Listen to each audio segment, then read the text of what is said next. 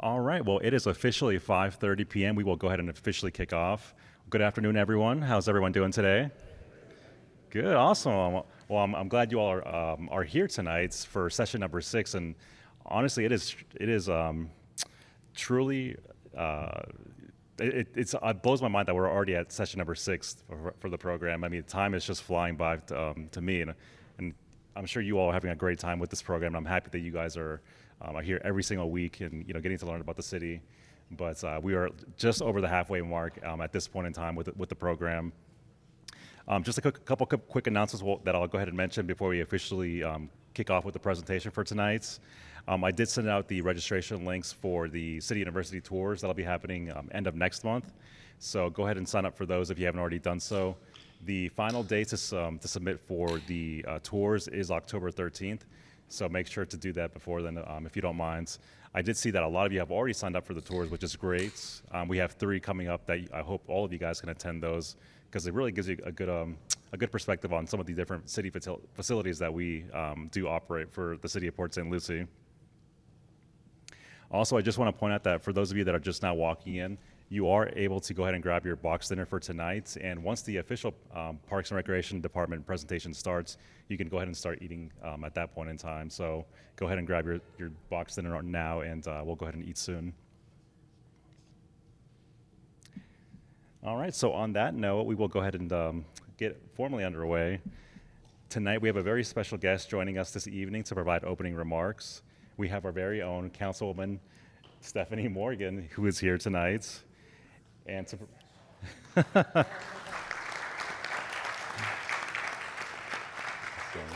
for all of them? Of course I did, yes. Well, no, especially for you too. You're very special. Yeah, sure. Just to provide a little background on Councilwoman Morgan. So Councilwoman Morgan has actually lived in the city of Port St. Lucie for over 50 years, and 60 years, I guess now. 39. It's the female math. Yes. Also, she has been very active in the community by serving on numerous boards and committees, such as the Realtors Association, right? The Planning and Zoning Commission of St. Lucie County, and also the Boys and Girls Club of St. Lucie County as well. So as an elected official, she does hope to ensure that transparency does occur and that citizens are more involved and informed on government issues. So with that, I want to go ahead and turn over to Councilwoman Stephanie Morgan, who's going to give opening remarks for tonight. Welcome. Wow. Does this thing work? Yes, that works. I just don't like standing behind a podium. I kind of walk. I usually have a big enough mouth. So tonight is Parks and Rec, and that's it. Just Parks and Rec, nothing else. Because I always talk about I have my departments, and I hope there's a couple here. Sorry, what I'm about to say, but I like my PD. We got some officers back here. It's all about the PD, the Public Works, and the Parks and Rec. And I guess I'll have to add the 4 Ps and say planning and zoning. But those are the 3 Ps that I really love to work with the most because of transportation. Public Works with our transportation because everybody loves the traffic around here. And of course, being the safest city in the 3rd in the nation and top 10 in Florida for population over 100,000 for 13 years in a row, I believe we are. So we have got a great police department. I know we're not supposed to be talking about them tonight, but I just have to give them kudos because I wouldn't want to do what they do.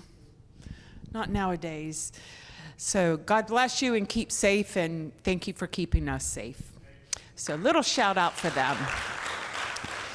So yes, I have been here since the 60s, and I have no clue why I got into politics, and I don't even like to be called a politician, but yes, I am one of those.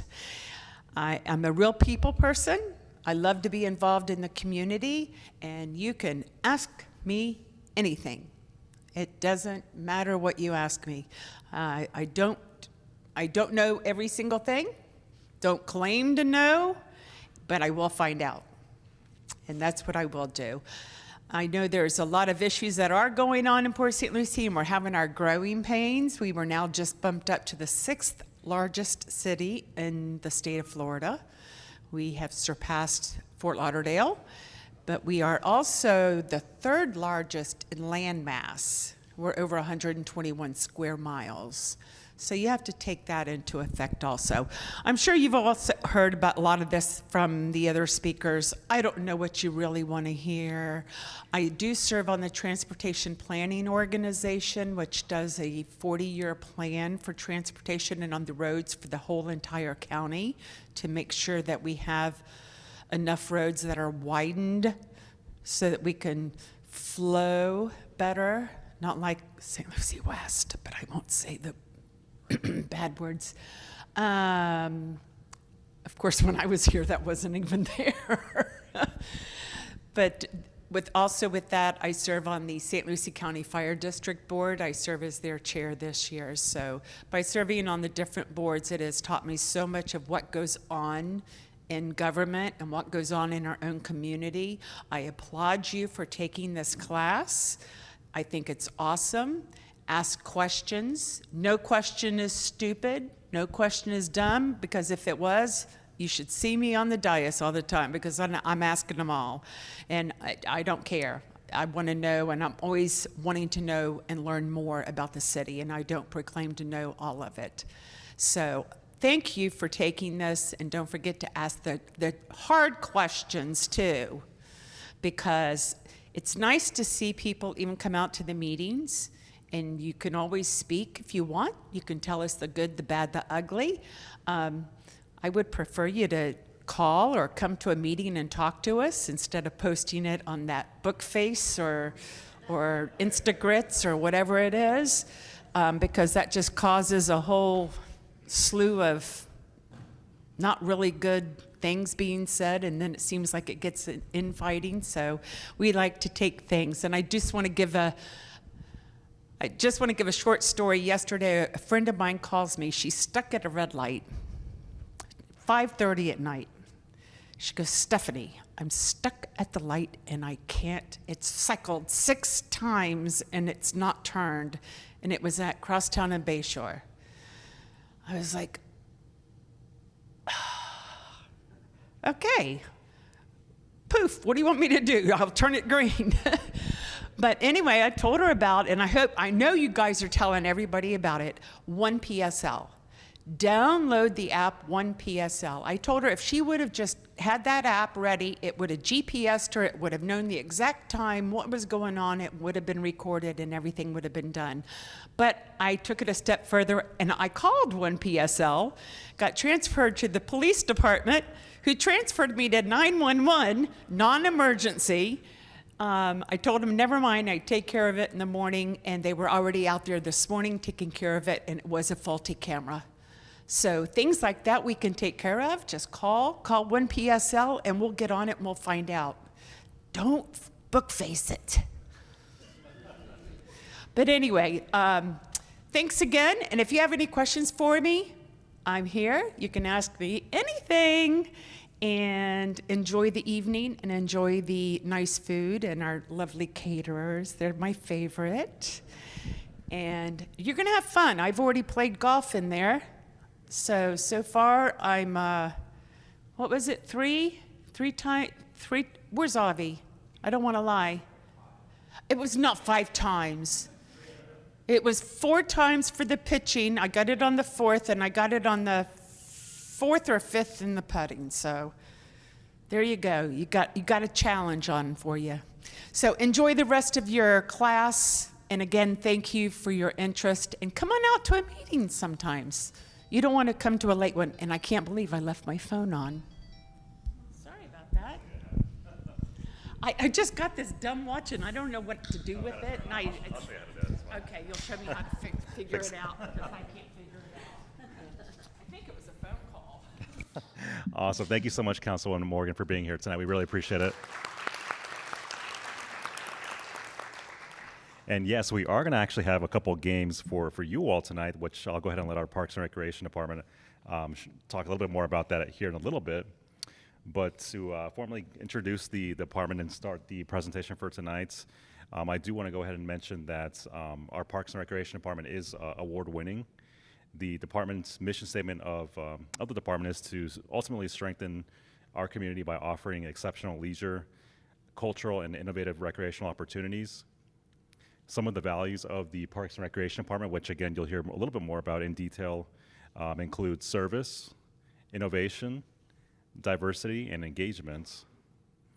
So here tonight, to formally introduce the full department, is the project manager for the City of Port St. Lucie Parks and Rec Department, Mr. Robert Chenier is here. Welcome, Robert. I'm gonna take this mic away here. Do you want the handheld one or? Yeah, we'll just leave it here just in case. Okay. All right, thank you. Good evening, everybody. How you doing? So it's great to meet you all. Like Bolivar said, my name's Robert, Bobby. My friends call me Bobby, so you all call me Bobby tonight, okay? We're all friends now. So welcome to Port St. Lucie's Parks and Recreation Department. We're so glad that you're here tonight with us, right here at the Port St. Lucie Community Center, right across from City Hall.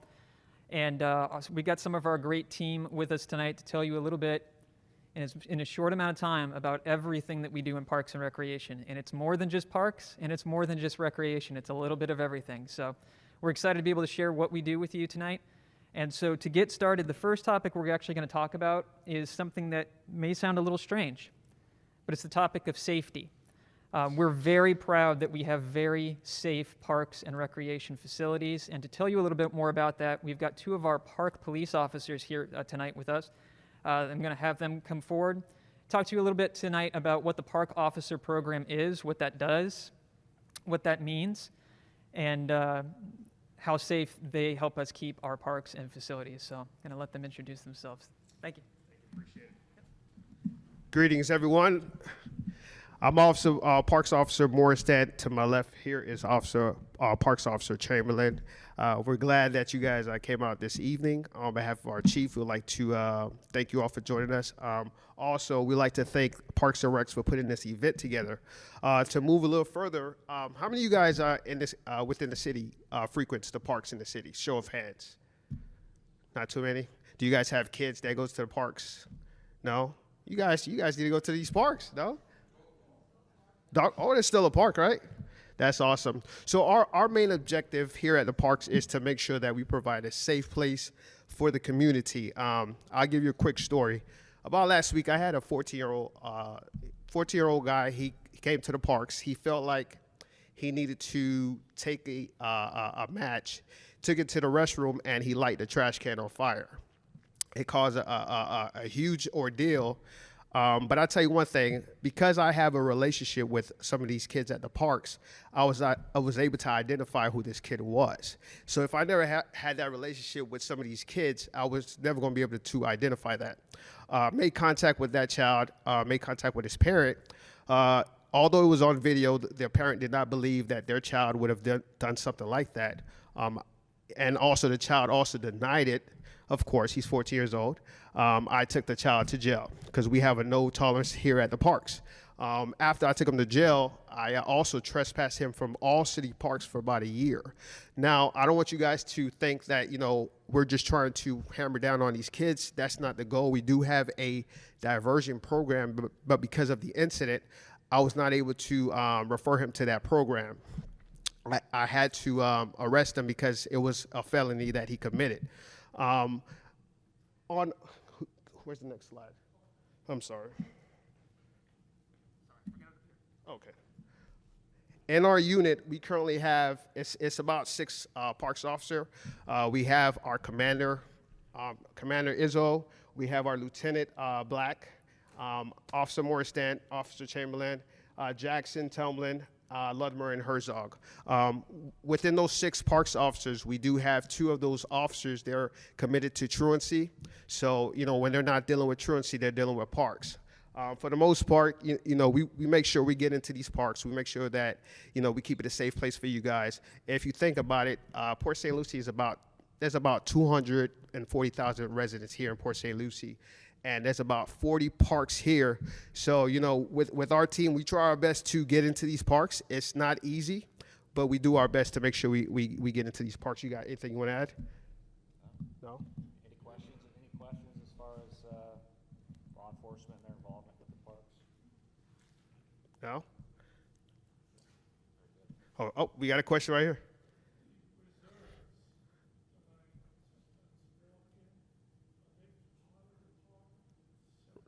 The reserve parks? Yes. Yes. Yeah. Yes.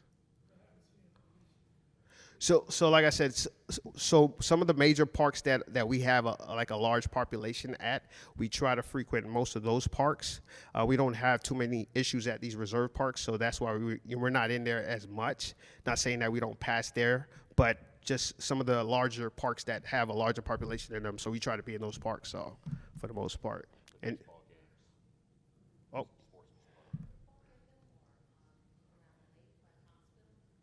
Hillmore, you said? Woodstock Park. Yeah. Yes. Yeah. We have been getting complaints about that. Yeah. We did. Oh, your dogs don't like the park because of the kids, or? Oh, the motorcycles. Gotcha. We're trying our best to get into these parks. Like I said, especially during like football games and baseball games, we got a large crowd, so we mainly be at these large crowds. So for the most part. All right. Any other questions for us? Oh. Do some of them have camera surveillance? Yep, absolutely. Some of these parks do have camera surveillance. Absolutely. There's tag readers. And tag reader. Yep. When you come into a park, we know about you. Yeah. That helps us. Yes, it does. You got one more.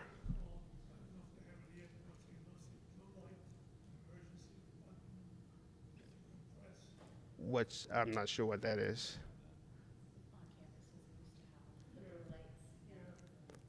No. Yeah, we don't have it. We don't have that here.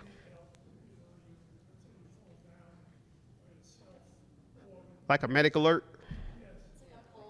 Oh. Oh, okay.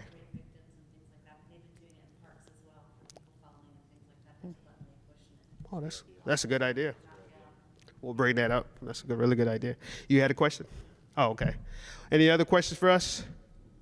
No? All right. We thank you so much, and you guys enjoy your food, okay? Thank you.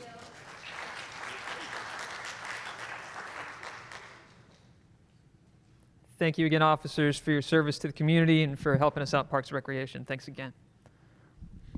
So that's a little bit about how we keep our parks safe. Again, we're really happy to have such a great relationship with Port St. Lucie Police Department, and having those 6 officers. Those 6 officers are dedicated to Parks and Recreation. They have other jobs as well, but their priority is our parks. They prioritize spending time in our parks, responding to our calls. But obviously, if there was a situation in a park where you needed an officer immediately, dial 911, and the closest officer is the one who's going to get dispatched, but our park officers will also be dispatching because, as you just heard, they have that background knowledge. They have that community relationship, and so they can help those investigations moving forward. To build a little bit more, yes, many of our parks do have camera systems as well as what's called an LPR, license plate reader system. We have those as well.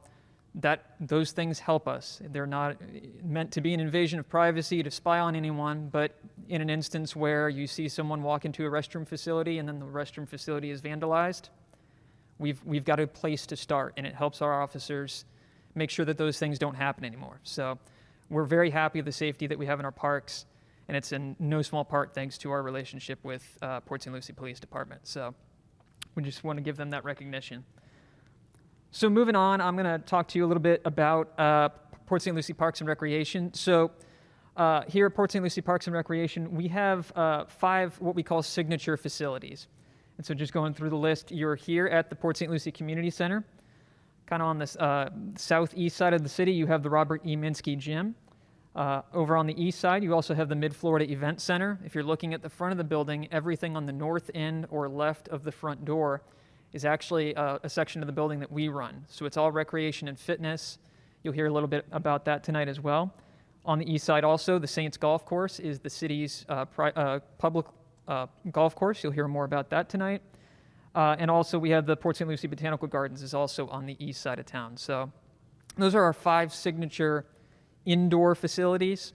And on top of that, we've got a lot more to offer, and we're going to talk about that tonight. So how we are organized, if you will, we split up into a few different major groups. Administration is that kind of that overarching supervision of everything that's going on in the department. And then you break down below that. We have a group that's specified to special events for the city, small and citywide events. We also have a recreation unit. We have a parks unit. And of course, we have the Saints Golf Course. They operate underneath Parks and Recreation, but kind of off on their own as a separate unit as well. So this slide is about CAPRA accreditation. And so here's what CAPRA accreditation is. We are really happy to have the ability to talk about CAPRA accreditation. There's many different departments who have accreditations, and we are proud to have this one. There's a national organization called the National Recreation and Park Association, NRPA. And the NRPA works with an organization called CAPRA, which is the Commission for the Accreditation of Park and Recreation Agencies. And what they did is they set a standard book of 153 standards. And if a park and recreation agency meets these 153 standards, they are named an accredited agency because they work at the top of the line. If you meet those 153 standards, you're considered an elite agency, that you guys do it and you do it the best of the best.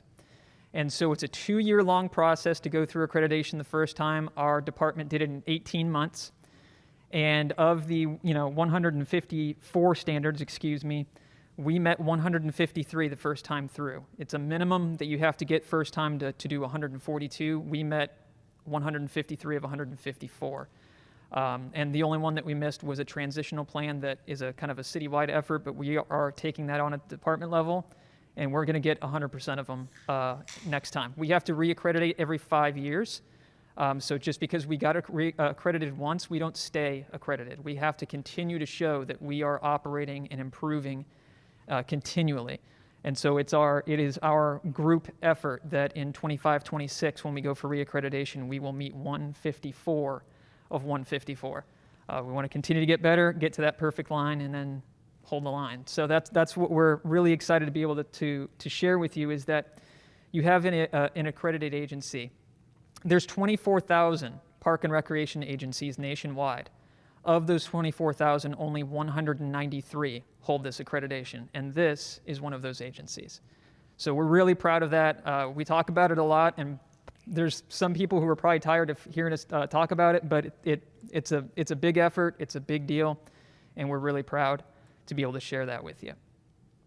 We're also an award-winning department. We're really proud that this year is the 5th consecutive year that this department has been awarded either at the state or national level. So I already told you about the National Recreation and Park Association.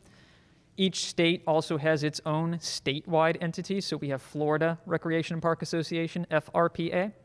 And so over the last 5 years, we have won an award from either Florida's Recreation and Park Association or the National Recreation and Park Association. In 2019, a Best in Health and Best in Overall Innovation Awards for Rocksteady Boxing Program, which you'll hear a little bit about tonight. But the important thing to note on that one is it wasn't just the best health program nationwide, it was the best innovation nationwide that year. And that was something that we brought to Port St. Lucie. In 2020, we won an Innovation and Health Award at the statewide level, 21 at the national level, and also at the state level as well with another innovative programming community building award. Last year at the statewide level, we won an award for our community input survey program. And then this year, we were proud to win an Agency Excellence in Health Award. So 5 consecutive years running at the state or national level. Again, that's one of those things when you think of 24,000 agencies, 193 accredited. Now you get even finer numbers when you start talking about how many agencies are being awarded consecutively year after year for 5 straight years. It's a very narrow class. So we've got an excellent team. They put in a lot of hard work every single day.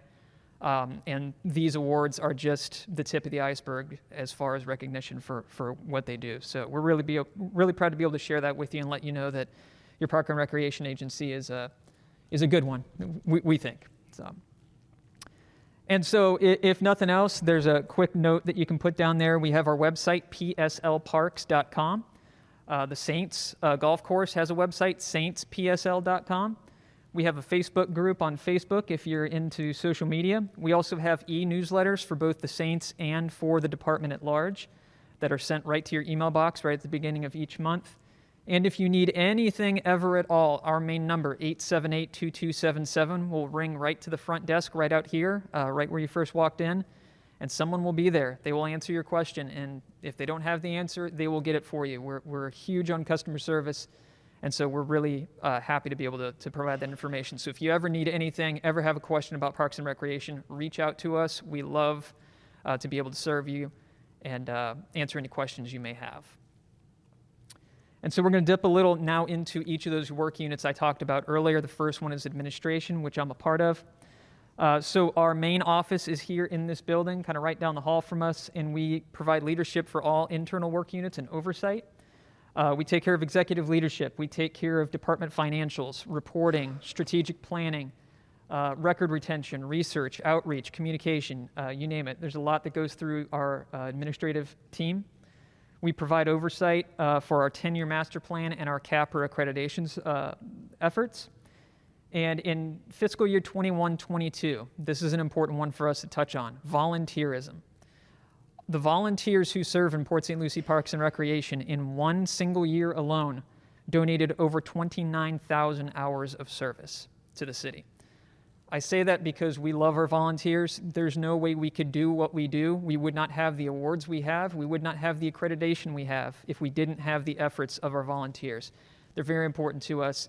We love having them with us. And so we like to bring that up because it's not just our paid staff. It's members of the community who are coming and giving of their time freely that enable us to do what we do on a daily basis. Our volunteers, we have opportunities for volunteerism in youth programming, sport programming, junior basketball, some facility maintenance.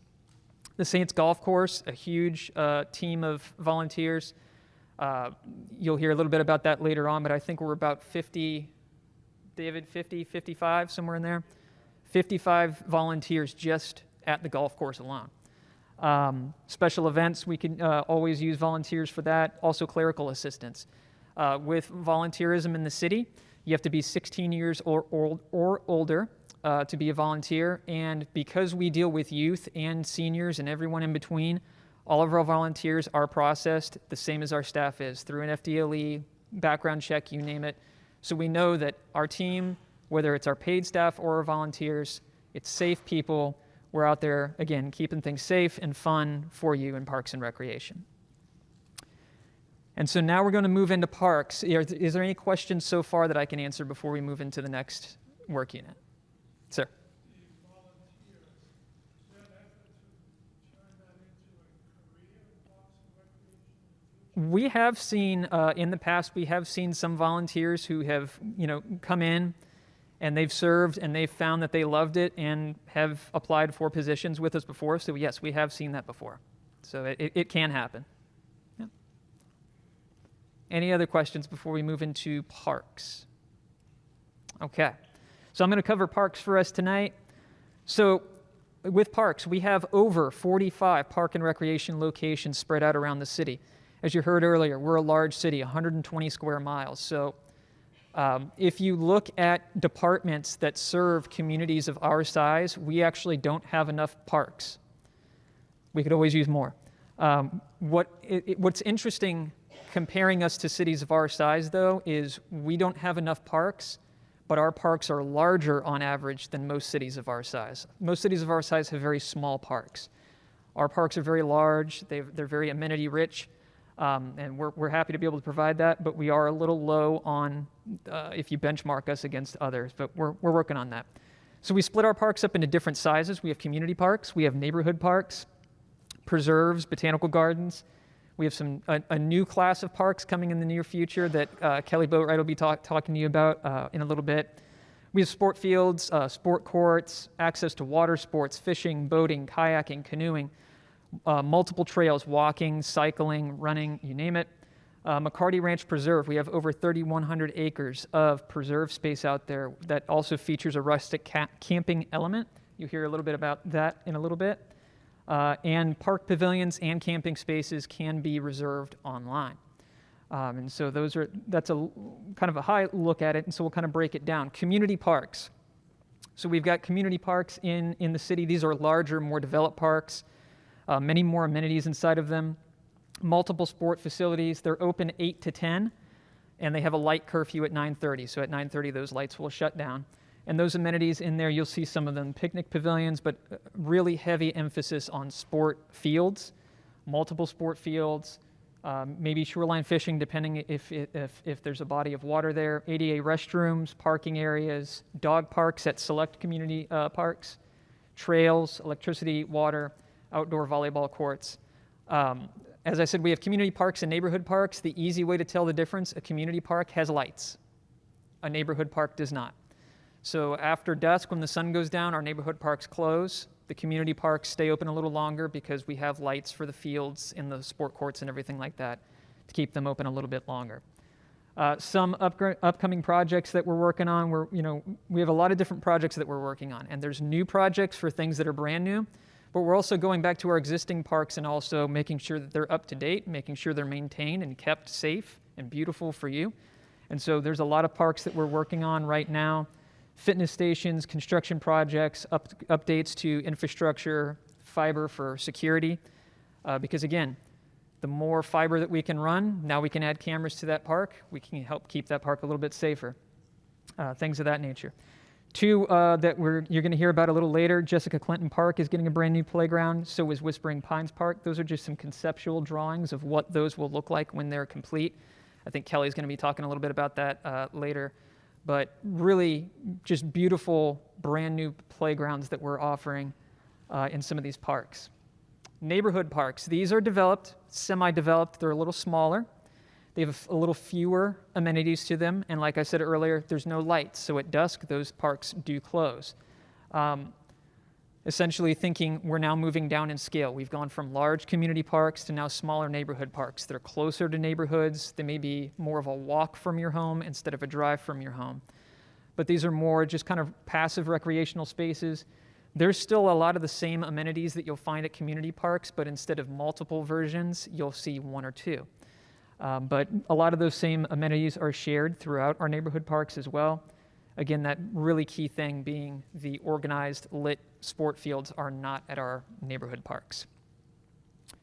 Then we have McCarty Ranch Preserve that you'll be hearing a little bit more about later on, but that it's 3,100 acres of old Florida pine lands.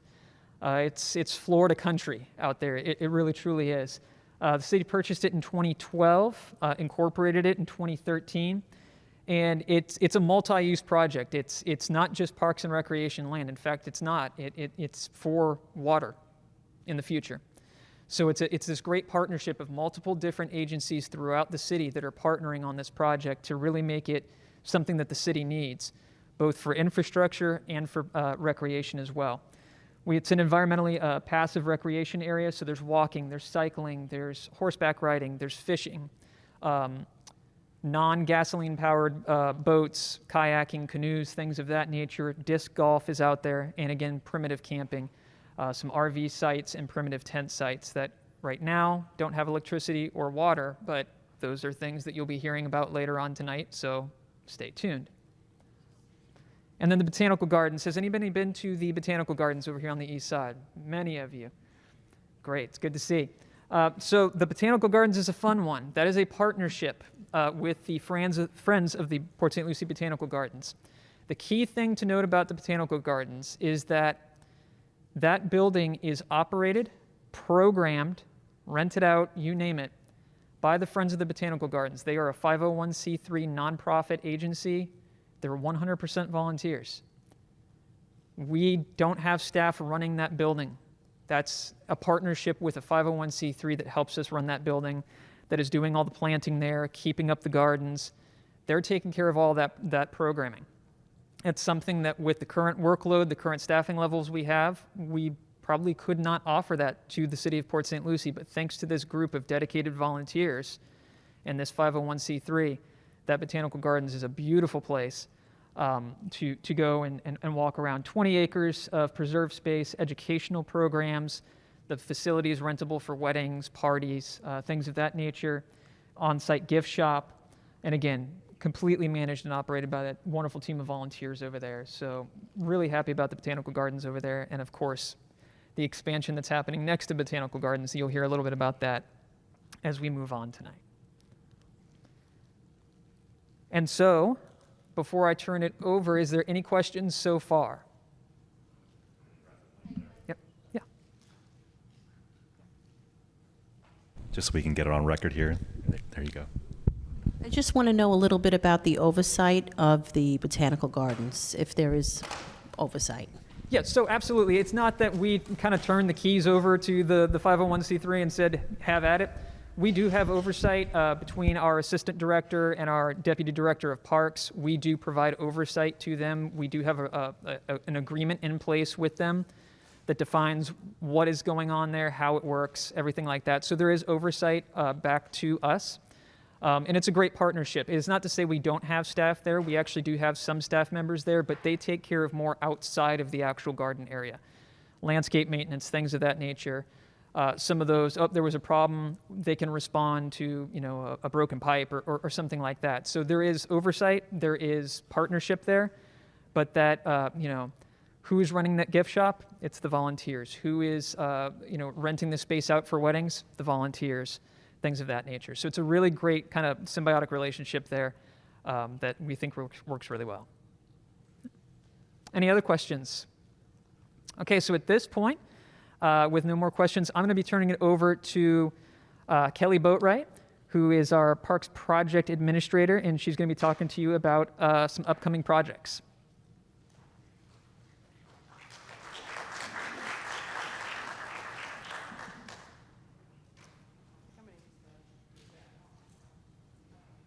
I like this one more too.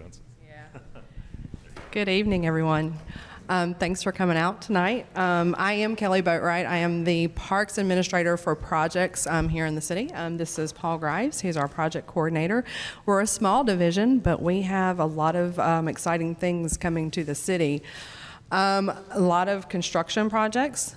So about in 2019, the Parks and Recreation Department went through a 10-year master planning process.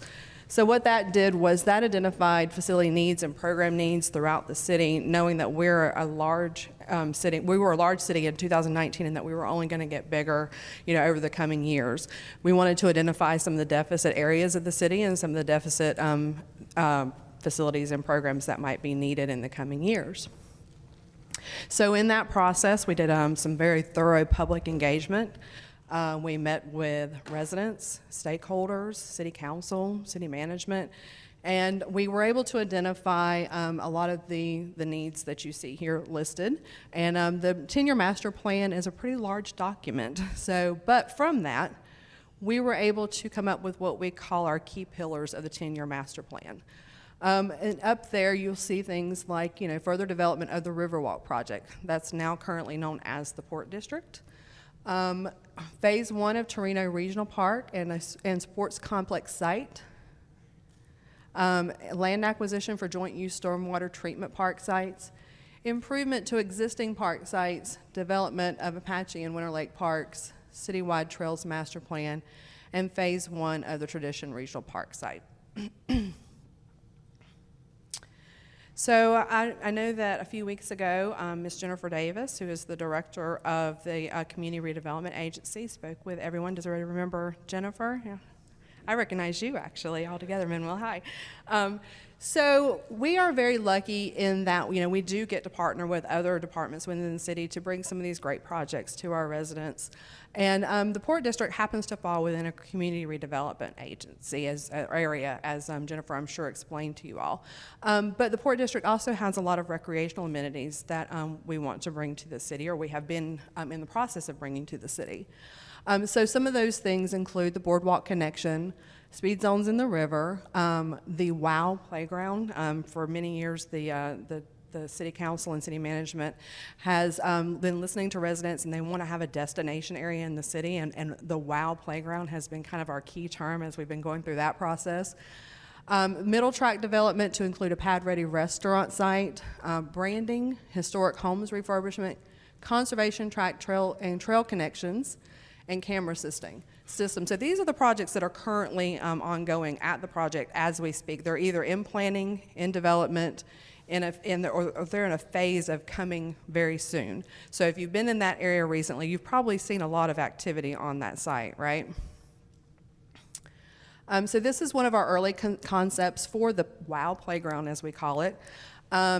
It's going to be what I call playgrounds within playgrounds. So there's probably about 7 or 8 playground spaces that in any other area of the city, you may think that that's just one playground, but this is one large playground that will have a 5 to 12 area. That's the alligator. We have some really cute names for this. This is Gator Gulch, or Banyan Basin is our water play area. The Sailaway Schooner is our 2 to 5 year play area. And then we have some really key entry features that whenever you arrive, you know you're there. You're going to see these. That alligator is 40 feet long, so you're not going to miss him whenever you get to the site. And this is just an overview of the site as a whole. You'll notice that I don't know if I've got do I have a little? Oh, I do, look, okay. So this is the playground area that we were just talking about that's coming out of the ground as we speak. The pad-ready site for the restaurant, I know probably Jennifer mentioned that we have a developer that we are partnering with that is going to bring a very unique dining experience to the site, so we're really excited about that. We'll have parking and infrastructure that supports all of these things, an overwater stage area, a kayak launch, an event lawn. We're doing a reimagined event lawn, so if anybody has ever gone to the River Nights event at the river there, right now it is down at the boat ramp, but Rivergate boat ramp, thank you. But it will be coming back to this site as soon as this construction is complete. So we are looking for this to be done in spring of next year.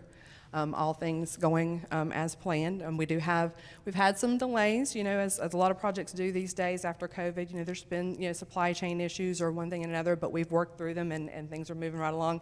As a matter of fact, you're going to see some big things come out of the ground here very soon. Along with the playground equipment, we've got some 35-foot oaks that are coming to the site next week, as a matter of fact. So really excited to, we're going to have lots of shade. We get a lot of comments on the book face, as Councilwoman Moore likes to call it, about needing more shade in our playgrounds, right? So we are doing all we can to accommodate that.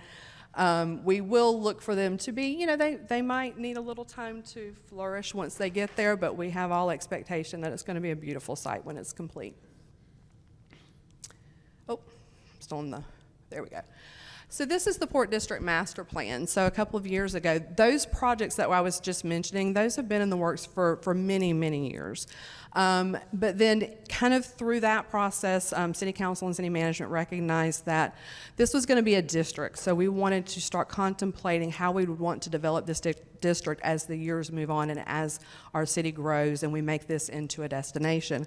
So a couple of years ago, we underwent the master planning process for the Port District. Now, what you'll hear is kind of a running theme as I talk about these projects. We do public engagement, we do public surveys, we ask stakeholders, we ask City Council. We want to know what everyone wants to see in their parks. We're not unilaterally making the decisions on what to put in these locations. We want to make sure that we are meeting the needs of our residents in our community as we go through these projects. So this was approved by City Council probably, I'm going to say about 1.5 years ago.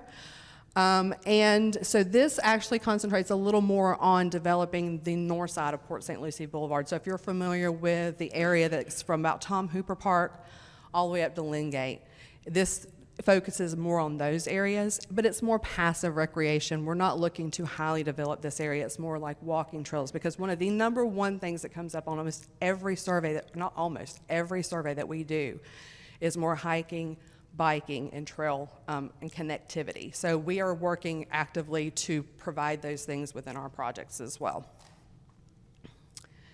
So then one of the recommended projects that came of that Port District Master Planning effort was branding.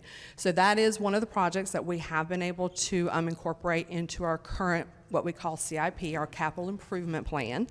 So this has actually been kicked off, and so this is for those gateway features that once you come into what we call now the Port District, you're going to know you're there because you're going to see these large signs that are going to say the Port District, and you're going to see banners that are going to be on those poles that are coming into the Port District. So it's definitely going to be a premier destination within the city when it's complete. So now we'll move on to the regional park sites that we mentioned earlier. We have, and this is that new class of parks that Bobby mentioned earlier. Right now we have two classes of parks within the city. It's our community parks and our neighborhood parks. But several years back, actually, I'm going to go to Torino first. Back in 2007, Torino Regional Park was actually planned and permitted and ready and shovel ready. Unfortunately, due to the economic climate at the time, or fortunately, actually, the city management and the finance here, they recognized that it was not an ideal time for the city to, go into that planning or that project. So they very wisely pumped the brakes and said, now's not the time. But it's been on the radar for I'm going to say probably since the early 2000s. And in recent years, City Council has recognized that this is, and our master plan actually pointed this out as a very deficit area of the city where we need more recreational opportunities. So this site at Torino Regional Park is almost 200 acres. We are in the master planning process for that regional park currently as we speak. We have about $20 million in our capital improvement plan for the construction of that. We'll put that out to bid next year. Once we do finish up the public engagement and the development of the master plan, and we bring that phasing and funding recommendation to City Council for approval so that we know what amenities we're going to want to construct on the site. And right now, it's looking like it's going to be a mix of active and passive recreation for that area. So there'll be a little bit of maybe your ball fields and things of that nature, but also you'll have your walking trails and just some of your other passive activities that will go. Yes, sir. Torino is it's more in the northern part of the city. You know where Winter Lakes Neighborhood Park is? By any chance? No? It's like north of the stadium. You know where the stadium is? It's north of that, yep. So Paul is for the directionally challenged. But no, north, it's north. But anyway, so that's going to be coming online in the very near future. We're going to start construction on what we'll call a phase one of that. Now, a park of this size, we estimate could cost anywhere from $50 to $60 million to fully developed. And since we have $20 million currently allotted for that, we know that we're not going to be able to fully develop the site, but we'll bring that recommendation, that phase in recommendation to City Council based on what the right priorities are from the residents and the engagement that we do, right? Tradition Regional Park is a little different. We've actually undertaken that with a developing partner, Mattamy Homes. You may have heard of them throughout the city. They're doing a lot of development over in the western side of the city. And right now we have funding available that they are actually going to be working with us to develop that park. We do know the amenities that are coming in phase one of that. Again, that's a large park site that could take upwards of $50 to $60 million to fully develop. But right now we have about $22.9 million that we are going to look to bring 4 lighted baseball fields, 1 lighted soccer field, 3 unlit practice multipurpose fields, and a USA BMX sanctioned track. So it's actually call it an all-wheel track, because whenever USA BMX is not programming that facility, it will be open for wheeled, non-motorized vehicles, so bicycles, skates, scooters, things like that. And anybody can go out and play on it at their leisure. It's not gonna, there's not a charge or anything like that. You just get to go play. That's over on the west side of the city. Do you have a road for that one?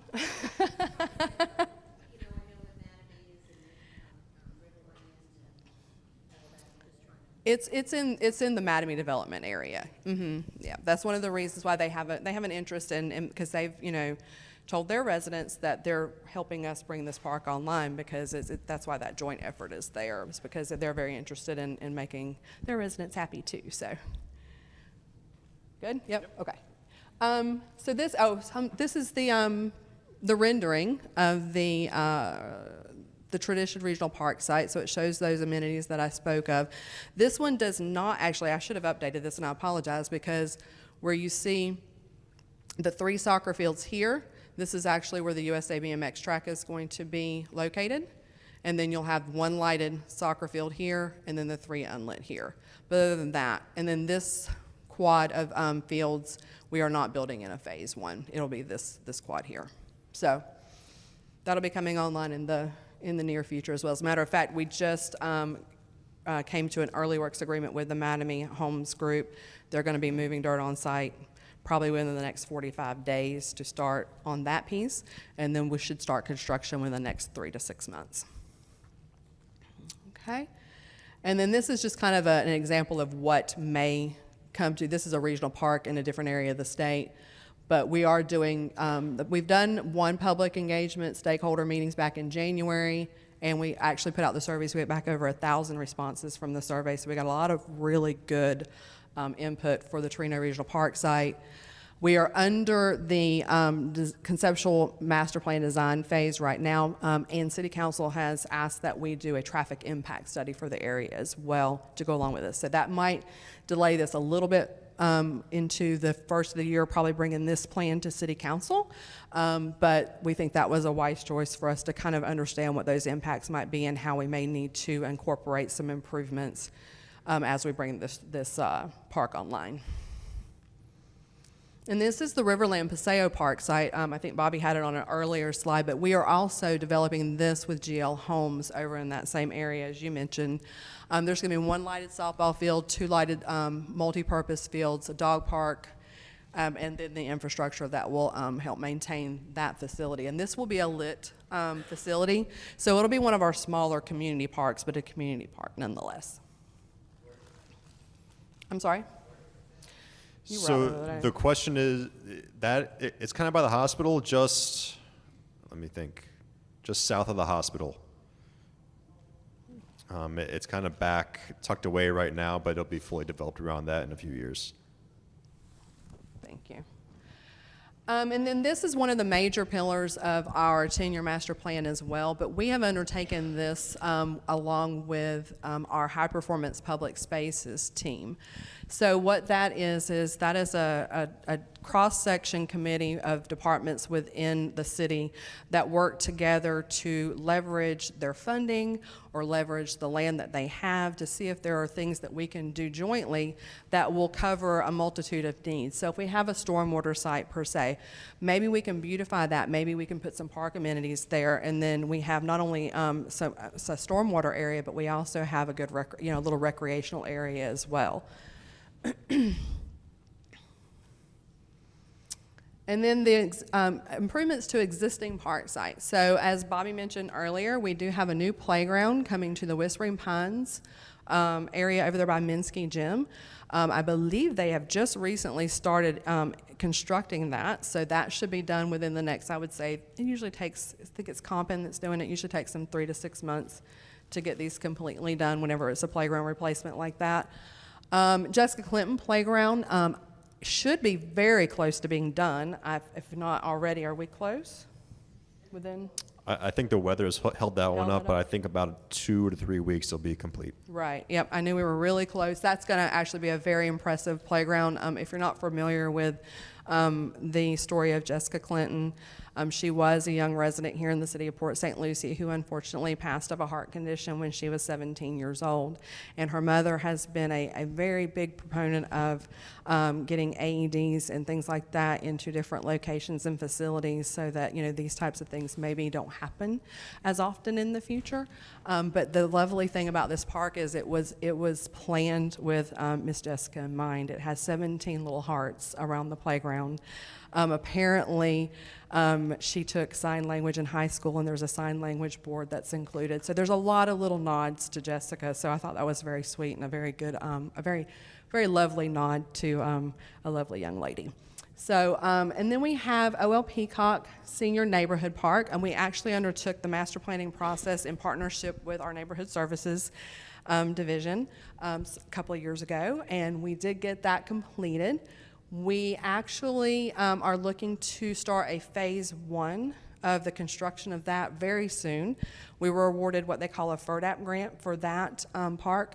I will just mention at this point, we leverage all city funds as best we can to go out for these grants. So for a lot of these parks projects, and actually I didn't mention it on the port project, but we were just recently awarded $400,000 in inland navigation funds for the Upland Conservation Trail at the port project. We have an art grant that we have out right now that I think is $10,000. We have other funding that's going to say 400, a little over 400. So we have almost $1 million just at the port alone in grant funding that we can utilize. And then for OL Peacock, we put in for what they call a FERDAP grant. So $200,000 we were able to, that we have been just awarded that we can actually put towards the development of that park space. There's a new storage building going in at Sportsman's West.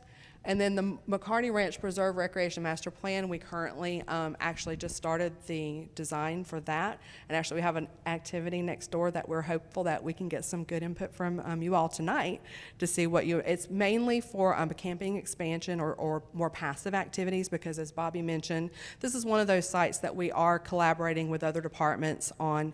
This is primarily a utilities water storage site, but there is some opportunity for some recreational amenities in the area as well. So we'd like to hear what you would like to see out there if you have a moment and want to help us out on our boards in the back whenever we break for that. And then we have citywide trails. As I mentioned, our -- always ranked need in the city is more connection, more trails. So we are working as diligently as we can, considering that the city, back when it was first created, wasn't really designed well for that kind of connectivity. We are trying to implement it, wherever we can, and that started with our Wilderness Trail over there. If you're familiar with the Botanical Gardens right across the street, you might be familiar with Wilderness Park. And so we actually went out and we did a master plan for that with our HPPS team as well. And this is kind of our pilot program for our park. So this park will connect to the conservation trail that's across the street. And we were able to leverage the conservation trail funding that we have for what we call our Recreation Trails Program grant, and we were awarded that for $500,000. So a lot of big money coming into the city, just being able to leverage these projects for that grant funding that's out there.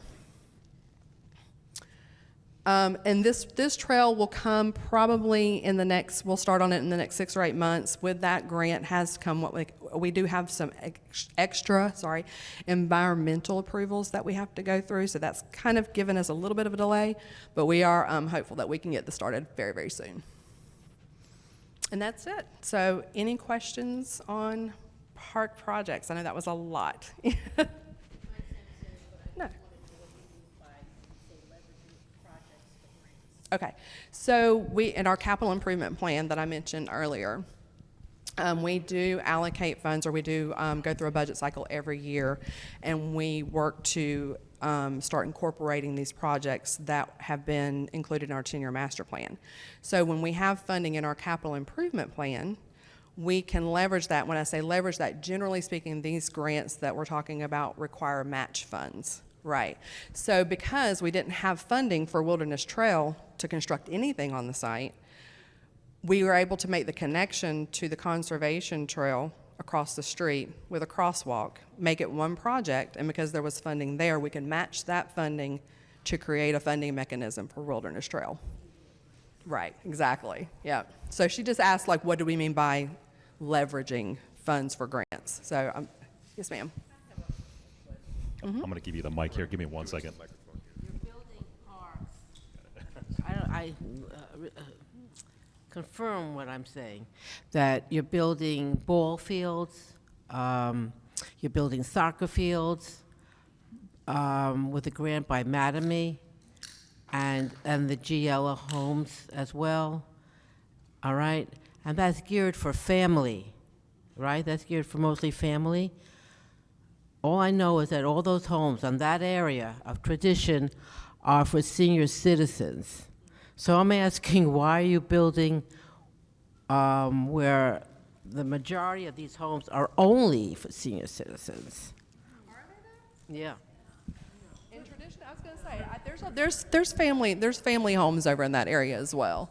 And there is and it's a big, when you look at our 10-year master plan, that is a very large deficit area of the city as far as recreational amenities. That area, because of course out west, and even when Bobby was saying where our signature facilities are, we have signature facilities kind of south, we have them east, right? But there's not much north, there's not much west. So we're trying to, with our regional parks, those are going to be two big facilities that we're able to kind of fill those gaps a little bit. And then I think we have, that's the thing about the city of Port St. Lucie. It's very diverse in that, there was a time when it was mostly retirees, but those stats have changed, and I'm sure Bobby could rattle them off for you. He's kind of our stat guy. And I can even remember in my area where I live, when I first came just 5 years ago, it was more retirement, age, but I see, young families in there all the time. So I think, we're trying to meet those needs across the board. We want to make sure everybody's got, and if we have recreation facilities, it gives kids things to do. We don't want them, on the streets getting in trouble or doing things that, would otherwise, boredom sometimes hits it. That's what happens, So, anybody else have questions? We have a question here. Okay. So I was just telling Boulevard, hello. So I was asking if you have a program whereby the residents for Port St. Lucie can make donations towards those services, which would add to the funds and then also add to the ability to get additional grants, correct?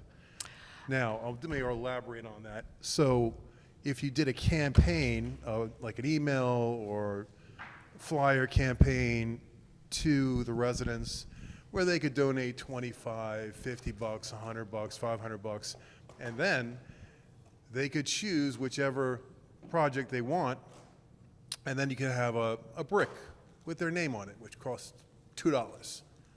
Put on the side of the park, that particular area, with all the people that have donated, and it doesn't have to put their denomination what they donate, but all the people that have donated to that particular park, so that they feel like they've become a part of that recreational facility. You haven't thought about that yet, have you? I was just going to say, I don't know of an instance where that has happened or where that's come up in the discussions, but I think it's a lovely idea. Here it is. All right, I'm hearing Let's it. go. I'm hearing it. And I would also say that any suggestions that you have that you don't see are being implemented within the city, I don't, and I actually had a consultant tell me the other day that there is no city that he's ever worked with that does as much public engagement and listens and actually acts on the public engagement as much as the city of Port St. Lucie does. So if you have a suggestion, and that is a wonderful suggestion, I don't know, is that something that we would put in one PSL, or is that something that community input survey? Bobby, do you have a thought on that? Just looking for the best avenue for a suggestion like that, for it to actually get where it needs to go. And it could go through a survey process, it could go through a survey process, but surveys aren't all the time. We don't have a survey running right now, so we wouldn't want to miss that. So that's something that can be an email. It can be put in through a one PSL, just comment either way. But there's ways, even through the city's website to get that information through to us. Because once we have it, we can pass that up the line and start, working with those ideas more. And I would also mention, if you haven't heard of, or if it hasn't been mentioned in any of the other sessions, every February we have I think it's February or early March, we have what they call Citizen Summit. And that is an opportunity where you can come out, and every goal, every department is there representing, like our goal, we live and breathe in what we call Goal 6, which is culture, nature, and fun activities. So you're going to see at that Citizen Summit a big Goal 6 tent, and they usually have, actually not usually, they always have a write-in, what do you want to see for your Goal 6, or they take all that information, they compile it, and again, never, the consultant never had heard of a city that does as much as we do to try to move these ideas forward. So that's a great idea, and that's something that we can definitely look into. Yep. Gold bricks. Oh, the color. I was like, wow, that might be more than $1,000 if you do gold brick, but no, that's great. Gold, silver, bronze, yeah, but depending on the level. I like it, yeah. No, I think that's great. And listen, you've heard me say these park projects are not cheap. I mean, we're trying to get them all in, to a state of get. And we have 240,000 residents. Just imagine, huh? Yeah. Any other? Yes, ma'am. I speak with residents a lot. I'm a local artist, and we're lacking art space, community art space, public community art space, something like the Armory or something, down in West Palm Beach. People are leaving our community because there's no culture or place for them to create. And when I moved here, I was, shocked there was not a place to go and create. And, with such a big community, I actually polled the community at the Port St. Lucie Garden at a vendor event, and I got over 200 signatures of people interested in art space in our community. So where do I go with something like that?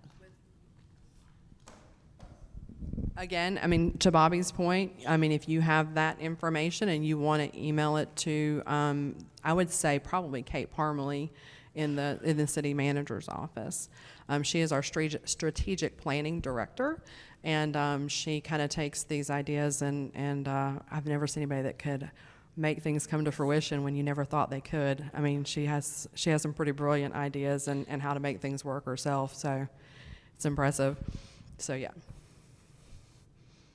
Anybody else? Okay. Well, thanks for letting me spend some time with you all tonight. Appreciate it.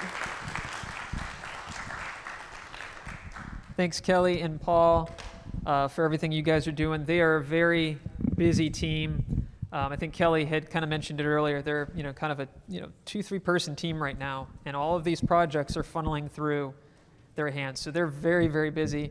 The fact that we had them for tonight was that's work enough to try to get them locked down. They're always constantly in meetings. It's like, where are they? I felt like I haven't seen Paul in probably 3 weeks because they're just always busy. So. Right now, what we're going to do is, as you kind of know, we kind of asked you to kind of eat as we presented. If I could talk tonight, that would be wonderful. And the reason for that is we're taking the normal dinner break, and we want to kind of show you what we do. And so we're going to use our dinner break as an interactive time. So in the room right behind you, which is an extension of this room, David from our Saints Golf Course has an activity for you. Kelly and Paul will be in there taking feedback for McCarty Ranch's master planning process. Christiana from our fitness department is going to be in there with some fitness stuff. Also, our recreation team has opened up our game room. We've got chess set up. The pool tables are open for you. So if you just want to mingle, the restrooms also are right outside the building or right outside the room and to your left. If you want to take a couple minutes, use the restroom, have an interactive activity, and we'll meet back up here in about 20 minutes. Perfect. Thanks so much. We will reconvene at 7 o'clock. Thanks, guys.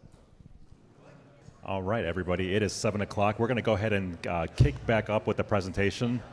And Kelly, actually, who just presented, wants to give a little bit more information on some of her projects and how you can get more feedback to those projects as well. Sorry. Not trying to monopolize the conversation tonight, but I did happen to notice whenever we were doing the activity next door, if you're familiar with a QR code, it's that little bar thing that you point your camera at, right, and it gives you a website. Well, if you pointed at that one in there, it's going to take you to the McCarty Ranch landing page. So if there's any updates or any information about any upcoming meetings, you'll be able to get that information. It's also, I think it's www.cityofpsl.com/McCarty Ranch. And then we have a similar landing page for the Torino Regional Park planning project. So that would be www.cityofpsl.com/Torino Regional Park, all one word. So, and we typically try to have landing pages like that for all of our planning projects so that you know of all the latest and greatest that are going on with the projects, okay? So I just wanted to kind of pass that along. Thanks. Nice plug-in for sure, definitely. So at this point, I'm going to go ahead and turn it right back over to Robert, who's going to get into the recreation division for Parks and Recreation. So Absolutely. Take it away. Thank you, Bolivar. So we've talked about administration, oversight. We've talked about parks. Now we get to talk about the fun stuff. Not that parks aren't fun. Now we get to talk about the active recreation. So to kick it off, we're going to introduce Christiana Marasa, who's going to help us out with Mid-Florida Event Center to start off recreation. Christiana.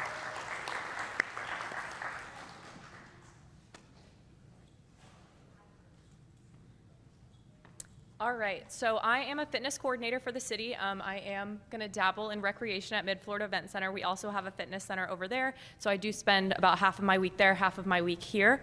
Oh no, I went backwards. Okay, so recreation, I had some things laid out on my table, a couple different programs we have. We're bringing in a bunch of new programs, especially recently we have a lot of brand new rec instructors. So listed above, we have our senior dance, we have our special populations dance. Our next one, I believe, is October 11th, so coming up soon. Pickleball is a huge one. Pickleball is slowly taking over, so we have pickleball Monday, Wednesdays, and Fridays.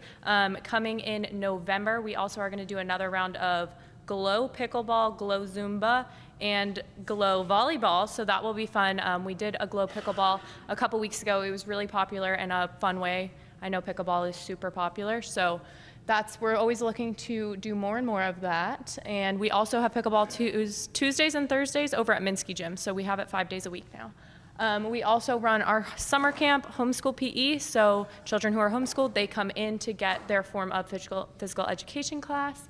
And we also have our esports. I had a Nintendo Switch out there, so those are really popular. And you can also rent our multi-purpose room, which is also used for our fitness classes, for birthday parties and things like that. Any questions on recreation specifically over there? So they shut off all the lights. There's black lights. All the lines, the pickleball court lines, they glow in the dark. So it is, yeah, it's dark and everything else is glowing. The pickleball glows, the paddle glows. Yep, exactly. Anyone else? Good? Okay, so now I'm gonna talk about what I'm most comfortable talking about, which is fitness or health. We have 2 fitness centers. One is right out here, so when you come out, if you entered through the main double doors, which is where you should have came in, there's a fitness center immediately to the right. And then at Mid-Florida Event Center as well, where I was just discussing recreation, we have another fitness center over there. Included with fitness memberships, and you can just pay for the day if you don't want to have a membership, is all of our classes as well as most of our recreation over there. So pickleball, racquetball, our basketball courts, there's volleyball, as well as our game room at Mid-Florida Event Center. And then here specifically, it's a little bit smaller of a facility, so we just have our fitness center, and then we also have our multi-purpose room, which we use for our classes. We have over 70 classes. They run Monday through Saturday now, anywhere from yoga, chair yoga, senior fitness, a couple different Zumbas. We also have some boot camp classes, and we have a spin room over at our other facility. So that's one of the only classes that we don't have here because we don't have the spin bikes here.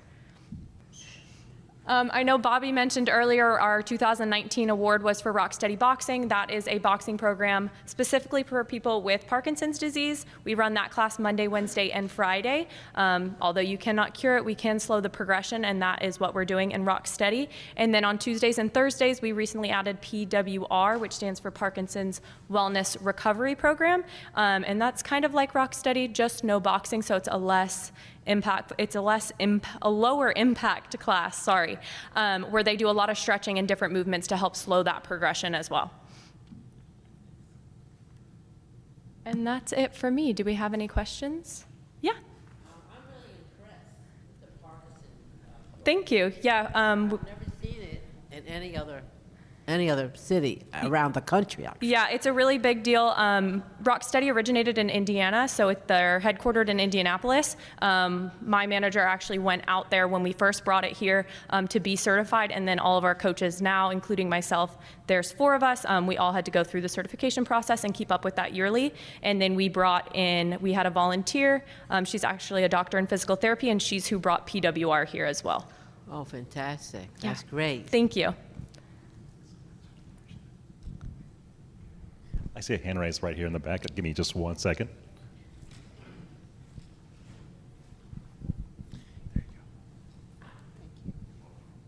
Just for a quick question about the personal training sessions. Yeah. What's the difference between the 50 minutes and the 50 partner minutes?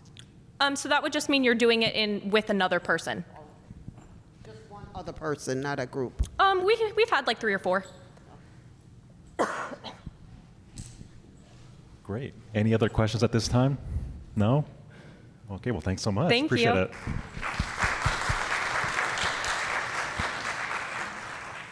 Thank you, Christiana. And now to talk about the building you're in tonight, the Port St. Lucie Community Center, is Meghan is going to come up and talk about Community Center.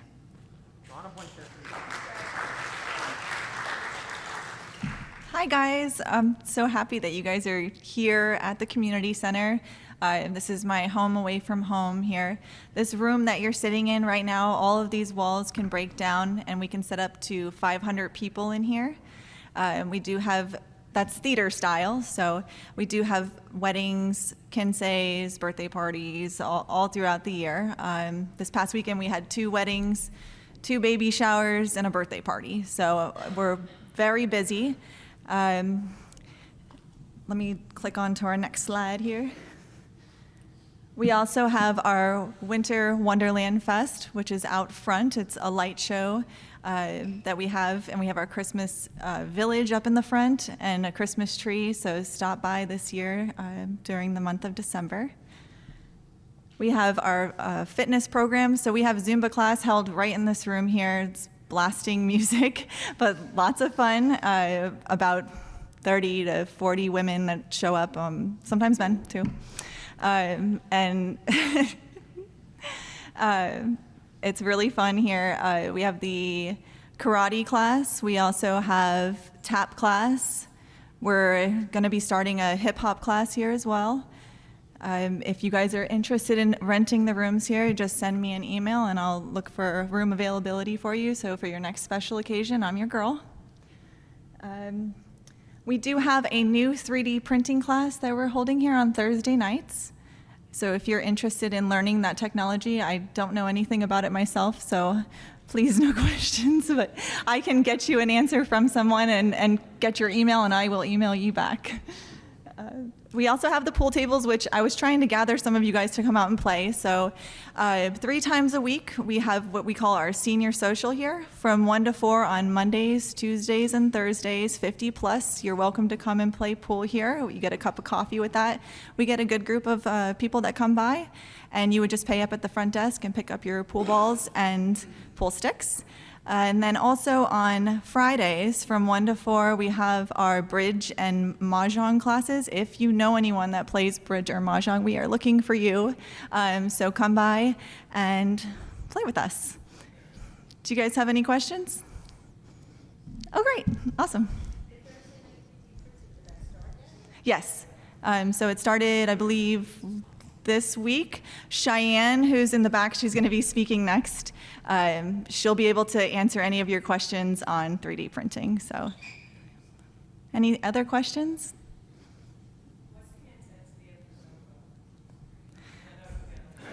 Honestly, I myself, I do Zumba. You can come in being someone that's never done it before. I usually stand in the back when I haven't been in a while, but everyone's very welcoming, so we welcome you to come out and Zumba with us. Any other questions? No? Okay. All right. Thanks, guys.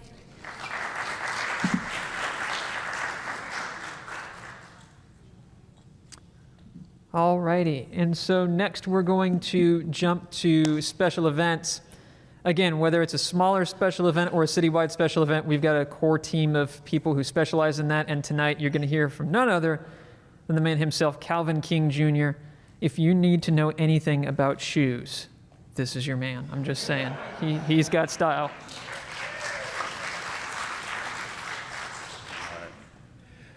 How we doing, guys? Good. All right, so we have a small division. We have 4 people, 3 coordinators, myself, Tim Murphy, Mike Valente, and then our administrator, Kelly Tiger. We're responsible for all of these events up here, and a lot more things in the city. We also do a lot of internal requests, so we'll set up meetings. But I'll tell you guys a little bit about the events. I left some flyers inside of your bags. We have Oktoberfest coming up, October 7th. We changed locations this year, so we're going to be at McChesney Park. We're going to have Stein holding competition, Wiener Dog Race, which is really popular. So far, 55 participants. I believe we're going to cap it there. But yeah, every event, we're responsible for the vendors, the entertainment, and not only the entertainment, but we also do the setup too. So we're all hands on deck as far as the events, close-knit group, and we love what we do. We're also going to have River Nights. That's going to be every second Thursday of the month from October to April. First one's going to be October 12th. So I left the flyer in there for you guys as well. And then Fall Fun Fest, we're going to have the 27th, the 28th, and the 29th of October. Yeah, just a lot of family fun. Is there any specific events that you guys had any questions on today?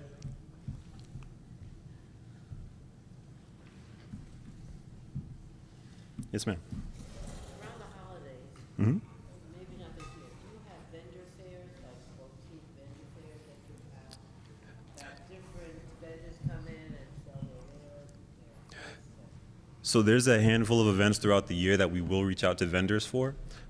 And we will have, it might be boutiques. We have some people who sell baked goods.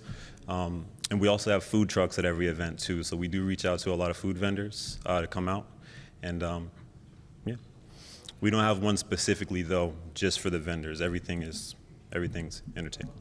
And then once, we have, I don't usually send out the information for the sponsors, but when you provide a certain amount of money to the event, I believe usually the most money that we'll put on is $500.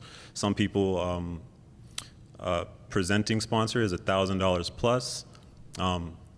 They'll have the logo on the website. We do the shout outs at the events, and they can also have a booth at the event too to reach out to the public. Yeah, and we actually have a great sponsorship program through Parks and Recreation. Yeah.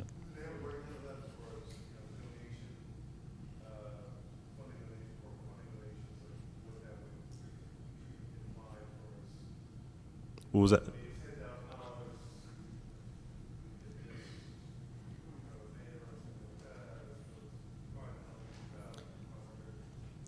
Yes, sir. Yeah, I'll help Calvin out here. I did special events for a while. I handled the sponsorships. So yeah, there's all different levels of sponsorships for every event. Whatever you donate, you do get a specific thing for that. Presenting sponsor, you might get your logo on the website. You might get your logo on the T-shirt, shout outs. You get different things, radio ads we've even done. So depending on whatever level you choose, you get different packages. Okay, yes, I have a card. Yeah, I'll get you a card. Thank you, Paul. Any other questions? Going once, going twice, 3 times, no? All right. Thanks, Calvin, so much, buddy. Appreciate it. Thank you, Calvin. Yeah, the special events team, again, 4 people putting on all these events citywide. And like Calvin said, and he was a little humble about it, things that are internal as well, meetings, staff retreats, you name it. When we need something set up, before you know it, there's the events team. And they're busy doing event stuff, and yet they put all that to the side, set up a meeting internally for our staff, and then go back to work. So really busy crew, really dedicated crew, and we're really thankful for them being part of the team. Now we're going to shift our attention out to Minsky Gym. I believe we have Cheyanne here with us tonight, who's going to tell you a little bit about what goes on out at Minsky Gym and what they offer. And without further ado, I'll turn it over to Cheyanne.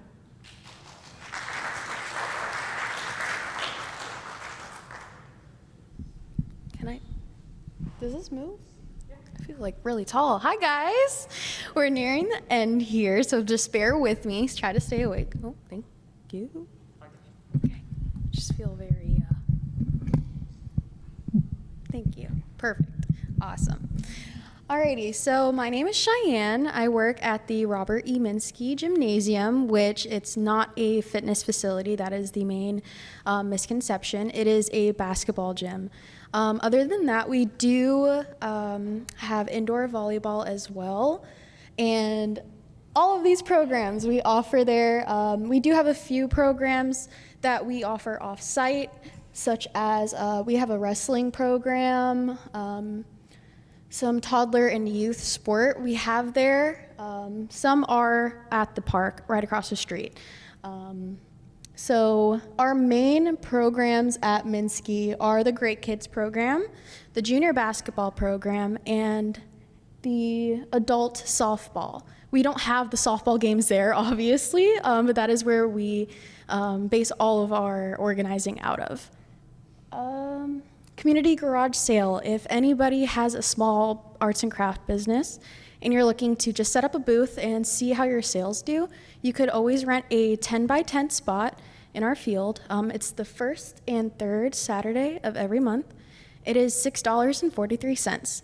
So whether you want to sell something or even if your wife has some stuff to get rid of out of the house, you could definitely come and check that out. Great Kids, I'll touch a little more on that. I am particularly in charge of Great Kids. This is an after-school program for high schoolers. We are based right between Treasure Coast High School and I think Windmill Point. I forgot what elementary school that is. But being right between those two schools, we get a lot of high schoolers who are bored after school. So it's just a place for them to be, to stay out of trouble. They come in and play for free from 2 p.m. to 4 p.m. And we just keep an eye on them, play them some music. And on half days, we have pizza parties for them. Just keep them safe, out of trouble. So does anybody have any questions on any of these programs? No questions. No? Has anybody been to Robert E. Minsky Gym or driven past it? You've been there? Awesome. That's great. Awesome. Off of Darwin Boulevard, right? Yeah, off of Darwin Boulevard. Yep. Are we good? Alrighty. Great work. Thanks. Thank you. Appreciate it. Awesome.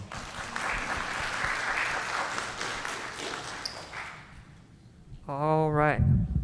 Readjust this a little bit. There we go. All right. And so now, without further ado, we're going to get to the next part. The Saints Golf Course. Our pro shop manager, Mr. David O'Kelly, is coming forward to talk all about the Saints. And don't let him get away from this microphone without telling you about his personal history in golf. Sorry, I threw that out there. Thank you. Here's my putting champion right here. First one, she knocked it right in the hole. That was awesome. I guess I'll just start off with a little of my history. I basically grew up in golf. My father was a golf course superintendent up in Massachusetts, and I was fortunate enough to get a full scholarship to Temple University for golf. From there, I went on to ultimately, my dream was to play on the PGA Tour, which I got on in 1984. And then I played over in South Africa for 2 years. I played for Asia for 2 years, in Europe, Canada, and all over the United States. So it's golf's been very good to me. I came to the city about 12 years ago. I'm the pro and manager there. Prior to that, I had golf positions at the Willoughby Golf Club in Stewart, private club, Club Med, Jensen Beach Country Club, and a private club up on Cape Cod. The history of the Saints, I just wanted to give you a little history on that, which is pretty cool. It actually opened in 1961. It was named the Port St. Lucie Country Club at the time, and it gained national recognition with Perry Como. They had an invitational golf tournament there for him, and actually the first hole is still dedicated to him. From there, it actually, the other course was built with the Hilton hotels, which turned into Club Med when they bought it from them in the 80s. But the interesting story behind, there was a golf course over there as well, and it was called the Sinners, and we're called the Saints. And does anybody know interesting fact on how those two names came about? Well, the hotel is the only one who had the liquor license, and the Saints didn't.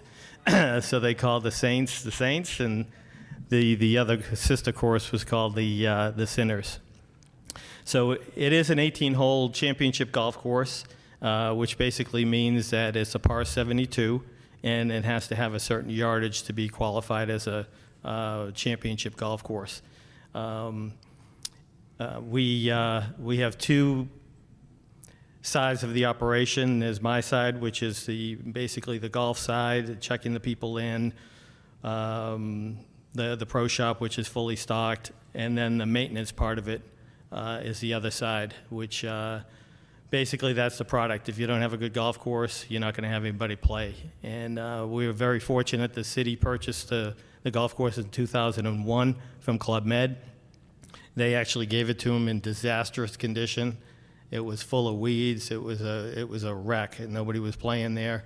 And the city really turned it around. I mean, they built a clubhouse in 2004, which I don't know if you've been out there, but it's a great facility.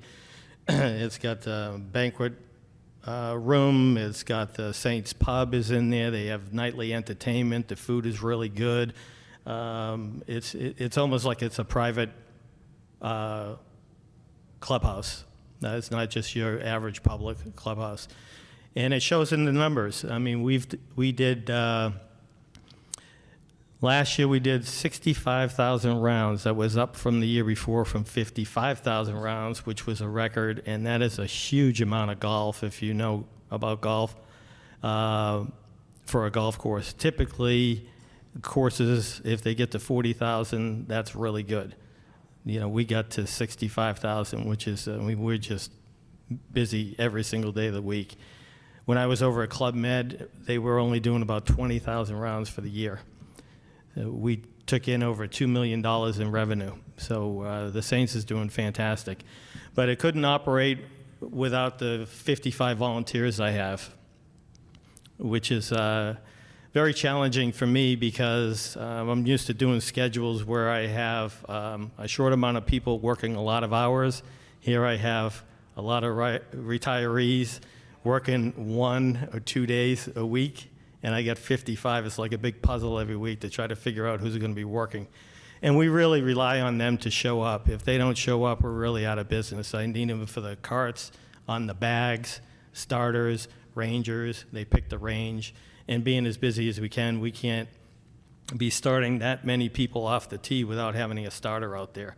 So they're really the backbone of the whole operation, and we couldn't do it without them. I do have some employees that work for us in the shop. Ray Rash is a lifetime member of the PGA. He is the one of the pros in there. And then I have part-time girls that cover the counter, checking people in. Pretty much that's it. I'm trying to think. We're very busy with leagues. We have leagues actually every single day. We have a ladies' league on Monday. And they're actually groups that we don't really organize. They kind of organize themselves. They block off like 4 or 5 tee times every week. We have a great loyal group of citizens that play there on a daily basis. And they really support us the whole year. And we have 1,000 members at the club. So, you know, the city is real proud of it. We're real thrilled to be over there working there, and it's a great place to work, and you meet a lot of people. And we also have a lesson program for juniors. We have the first tee program. We have lessons for adults. We have group lessons for adults. And one of the big things that's happening right now is we're doing a drainage project on the whole golf course. Right now we only have 9 holes open. And hopefully the project's going to be done by December 1st.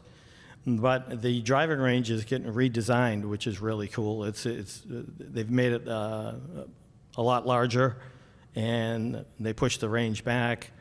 They made some target greens out there, which is really good. We're really looking forward to that. And we also added in mats on the back on a slab of concrete. So we'll be able to put people on the mats or on the grass. And we expanded it out where we can get probably another 20 or 30 people on the tee. So we're excited about that and the changes, and looking forward to getting all 18 back up and running. Hope you guys come out and see us. We'd love to have you out there. We have beginner programs if you don't play golf. If you do, you call in for starting times, and we'd be happy to accommodate you. Does everybody have any questions on the golf course? Anybody want to volunteer? I could always use you. What's that? Yeah, they have classes on the weekends. Yeah. That's the other thing too. We're open 364 days of the year. They give us Christmas off. That's the only day that we're off. And actually, that's one of the busiest days on the course because everybody's out there playing for free. They're walking around the course playing. But anybody else? No, it is open to the public. And they have a nice calendar. You can look on their website. It's the Saints Pub, but they have karaoke. They have dinner specials. They have bands. I mean, it's very nice. And they also do banquets and parties, weddings. So they have some good facilities over there. I think there was a question about where it's located in the back. Oh, it's right off of Morningside Boulevard. Do you know Morningside? Port St. Lucie Boulevard, Morningside. It's about a half a mile down on the left.